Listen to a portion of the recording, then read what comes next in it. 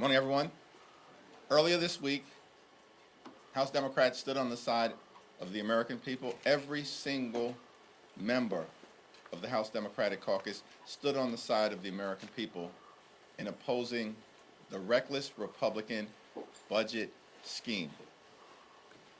The Republican budget will set in motion the largest cut to Medicaid in American history.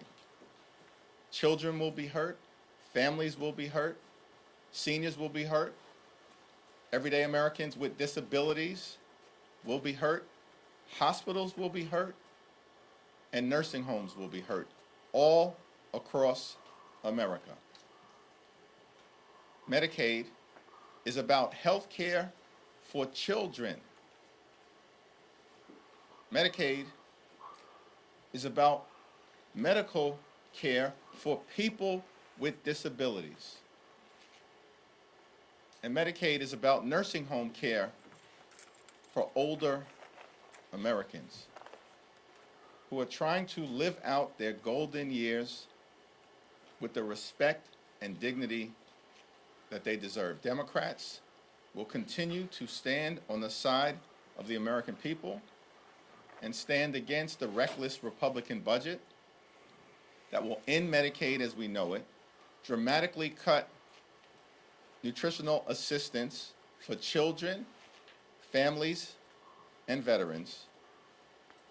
And we will continue to stand up on behalf of the American people and against the far-right extremism that is being unleashed on the American people by Donald Trump, Elon Musk, and House Republicans. Questions? Good to see you. Republicans, and actually I should say the House GOP caucus this week, introduced a couple of different bills to cut back on waste. One of them is called the Drain the Swamp Act, another the Cuts Act, and the third, the Put Your Money Where Your Mouth Is Act. I don't know if you've looked at any of these, but is there no bill that Republicans put forth to cut back on waste that Democrats could get behind? Democrats are prepared to identify waste, fraud, and abuse within agencies and departments across the federal government. Every organization, every institution should be scrutinized in a manner consistent with protecting taxpayer dollars. That is not what the DOGE effort is all about at this moment. Elon Musk and the DOGE minions that have been unleashed on the American people are actually stealing taxpayer data and stealing taxpayer money. Why does Elon Musk need access to the names, addresses, Social Security numbers, birth dates, and bank account information of the American people? He does not need access to it. And why is he seeking it? The House will continue to work hard to block him, and the courts need to continue to block him as well. Elon Musk has about $8 million in federal contracts per day. Per day. The average Social Security recipient in this country receives $65 per day. If Elon Musk and House Republicans are interested in identifying waste, fraud, and abuse, start with his contracts if this was really a serious effort. But sir, I'm not talking about Elon Musk. I'm actually just talking about the DOGE caucus, and there are some Democrats that are trying to also work with Republicans. For example, this one bill would ask lawmakers to cut the congressional offices by $100,000 over the course of the year. Does that sound like something? I have not been briefed on any of these bills. Any effort, for the reasons I just articulated, led by Elon Musk in terms of the Trump administration, and Marjorie Taylor Greene in the House of Representatives, who chairs the DOGE subcommittee on oversight, are not serious. It's not serious. If you put Marjorie Taylor Greene in charge of the effort, it's not serious. Leader Jeffries. said in a statement this morning that any spending agreement has to protect the administration of Social Security benefits. Could you please elaborate on what you're asking for there? Our position in terms of the budget and any agreement that we reach in connection with the American people has to protect Social Security, Medicare, Medicaid, veterans benefits, the nutritional assistance provided to children and families all across America, and the American people. Hands off Social Security, hands off Medicare, hands off Medicaid. That's not a position that is new. It's a position that House Democrats articulated from the very beginning of this Congress on January 3rd when I spoke on the House floor. Are you saying you want a moratorium on layoffs at the Social Security Administration? My statement speaks for itself. President Trump will be here next Tuesday for to address a joint session on Congress. What are your expectations? What are your expectations of your caucus? Can you talk about who you may be bringing? Just kind of flesh out what you're expecting to hear and see next Tuesday.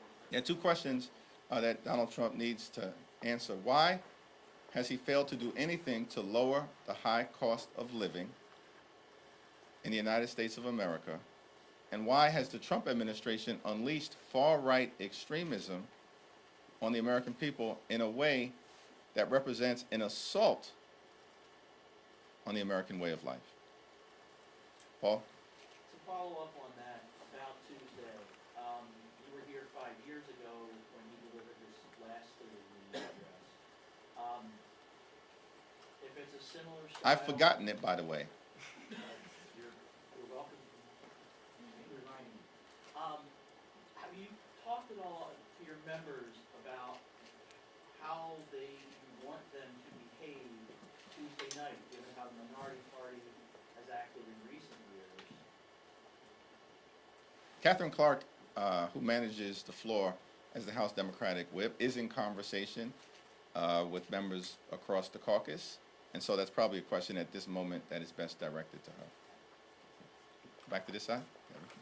We've seen legislators over the last couple of weeks take a rather aggressive approach to New York City, be it congestion pricing, be it whatever you want to describe as going on. What do you make of that, and why do you think it's happening? And what should Democrats be doing in response? Well, New Yorkers are not going to be intimidated by Donald Trump, the administration, or any of the efforts to try to hurt the people of New York City and the people of New York State. Governor Hochul and Tish James and the congressional delegation, both in the Senate and in the House, will continue to aggressively push back against any efforts initiated by Donald Trump, the Department of Justice, the Department of Homeland Security, or other aspects of the Trump administration to hurt the people we represent. We will not be intimidated, and we will continue to push back forcefully. Speaker Johnson has made it clear that a CR is necessary to avoid government shutdown. How's conversations going on between the two offices? He previously said that you have added or introduced things that are pretty much a non-starter, like limiting the powers of the executive branch. What are those conversations that you have to take? Speaker Johnson and myself had not had a conversation about the appropriations bills because those conversations at the moment are being led by Rosa DeLauro on the Democratic side and Tom Cole on the Republican side. We have great confidence in the leadership of Rosa DeLauro to negotiate in a way that is consistent with the values of the American people and the things that matter, which is how do we lower costs for everyday Americans? And how do we protect things like Social Security and Medicare and Medicaid? How do we make sure that people can pay their bills? And how do we keep the American people safe? Those are the core issues that Democrats are working on behalf of the American people. Republicans have the House, the Senate, and the presidency. And as we just saw 2 days ago, Donald Trump managed to be able to convince reluctant Republicans to vote for the largest potential cut to Medicaid in American history. We're going to stand on the side of the American people. It appears that Republicans in the House are going to stand on the side of their super rich donors and wealthy corporations. Thanks. Second row. 2 weeks ago, you said at the podium that Republicans looked like they were walking away from spending costs. Do you think things are back on track? Are you confident that a spending deal can be reached by the March deadline? Rosa DeLauro and Tom Cole continue to talk to each other as well as their Senate counterparts. So how concerned are you, though, and how concerned our Democrats are, that even if it is like what we describe as a clean CR, that the administration is actually going to spend the money that is appropriate? For instance, if USAID is in this continuing resolution, which right now the administration has defunded, do Democrats need to stand up and put these safeguards in place or put language in this continuing resolution that forces the administration to spend the money? We will continue to make clear that the law has to be followed, including as it relates to the funding of the Social Security Administration. The American people are understandably concerned, frustrated, angry, scared at the assault that has been unleashed on them by the Trump administration and the far-right extremists in Congress. Congress funded the Social Security Administration so that everyday Americans in their golden years can receive the Social Security benefits that they are owed. By the way, Social Security and Medicare, they are not entitlement programs. When Republicans say they are entitlement programs, it's because they want to cut them. That's what this whole budget scheme is all about. That's what the effort to decimate the Social Security Administration is all about. Social Security and Medicare aren't entitlement programs. They are earned benefits. Everyday Americans have paid in to Social Security and Medicare throughout their entire working life. Every day, every week, every month, every year, their entire working life. House Democrats are going to stand on the side of the American people and stand on the side of Social Security, Medicare, Medicaid, and the things that matter to the quality of life of the American people. Third row. You, yep. Yes, thanks, Mr. Leader. So, is there a world where Democratic leadership wins against a CR if you don't get the assurances that you're seeking that Trump will, try and run roughshod over Congress? Appropriations process at this moment is in the hands of Rosa DeLauro on behalf of House Democrats. Back up. Thank you. So Republicans have been very adamant that Medicaid will not be gutted by this budget resolution. Where or what is the proof that Medicaid will be gutted by it, if there is any? Republicans are lying to the American people about Medicaid. The Republican budget authorizes up to $880 billion in cuts to Medicaid by directing the Energy and Commerce Committee to find those spending cuts. Everybody knows who has had any connection to the congressional budget that if you are directing the Energy and Commerce Committee to find up to $880 billion, if not more, in spending cuts, that means Medicaid. That will hurt children, hurt families, hurt everyday Americans with disabilities, and hurt seniors. I can't say it any other way. Republicans are lying. Prove me wrong. There's nothing more that I would like better, that we as House Democrats would like better, than for Republicans to prove us wrong, that they are not planning to cut Medicaid. Thank you, Leader. With CR negotiations still ongoing, you've had some Democrats say that they feel the relationship between leadership on both sides is at the worst point it's been in a very long time.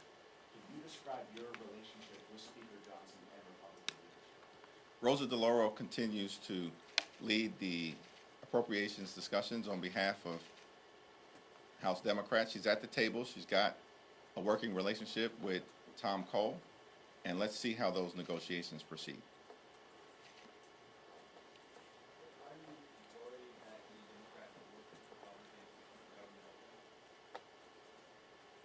Republicans have a responsibility to fund the government in a manner that meets the needs of the American people. We are going to continue to work hard to ensure that any spending agreement that is reached ultimately looks out for the health, the safety, the national security, and the economic well-being of the American people. We are focused on the core issues that matter, focused on the economy, focused on affordability, focused on the housing crisis that exists in the United States of America, focused on the fact that under the Trump administration, costs having gone down, they've gone up. Inflation is going up. What happened to lower grocery prices on day one? Right. Last two questions. Some Republicans frustrated over the talks right now have mentioned a year-long CR. Where do you see where Democrats stand on that in your viewpoint, not DeLauro's? And when do you step in when negotiations with DeLauro do not get as far as you hope when it comes to March 14th? The negotiations are ongoing at this moment, led by Congresswoman Rosa DeLauro. In terms of any subsequent consideration of a year-long continuing resolution, that's a conversation that we'll have at the appropriate moment with the entirety of the House Democratic Caucus. Thank you, Mr. Leader. Can you just address more broadly, sort of 2 points here? One, the president is coming next week to deliver the donor rest, and I'm wondering what kind of response you expect from your side of the aisle. And secondly, can you just address the sort of conversation out there in the country among some Democrats, some progressive activists, who are just clamoring for their party to sort of do more at this moment, not just Tuesday, but writ large against what they see as, some see as an overreach, from the White House, and just a lot more than maybe voters might have been expecting. It's not just an overreach from the Trump administration, it's an aggressive overreach. It's a parade of horribles And so that the administration has unleashed on the American people. And we have to continue to push back aggressively in every way possible in defense of the American people. Push back in the Congress, just like we did as it relates to the reckless Republican budget. We had members like Brittany Pedersen with her newborn baby who left Colorado with her newborn baby, Sam, brought him to the Congress because she understood the importance of standing on the side of the American people. We have members like Kevin Mullen, who was battling an infection after knee surgery, who literally left the hospital, got on a plane from Northern California, traveled with his wife because she needed to change his IV on the plane in order to make sure that every single Democratic voice was in the Congress on behalf of the American people to push back against the reckless Republican budget that will hurt everyday Americans. We're going to continue to aggressively push back in the Congress.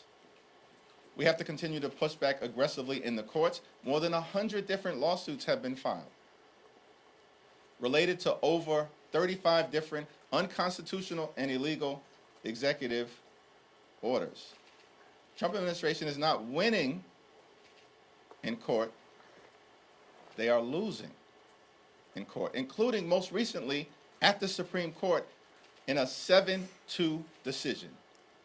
We know we can never trust Thomas and Alito to ever do the right thing. But the Trump administration just lost in court with respect to the Office of Special Counsel case in a 7-2 decision, and more will need to be done. And we'll continue to work with democracy reform groups as well as Democratic attorney generals to push back aggressively in court. And of course, we have to continue to push back aggressively in communities throughout America. The American people are taking notice of what's happening. We understand there's a lot of anxiety, concern, fear, shock, and anxiety as it relates to these events that continue to unfold. And House Democrats, of course, across the country, just like Brittany did, and just like Kevin Mullen did, will continue to rise to the occasion. Thank you.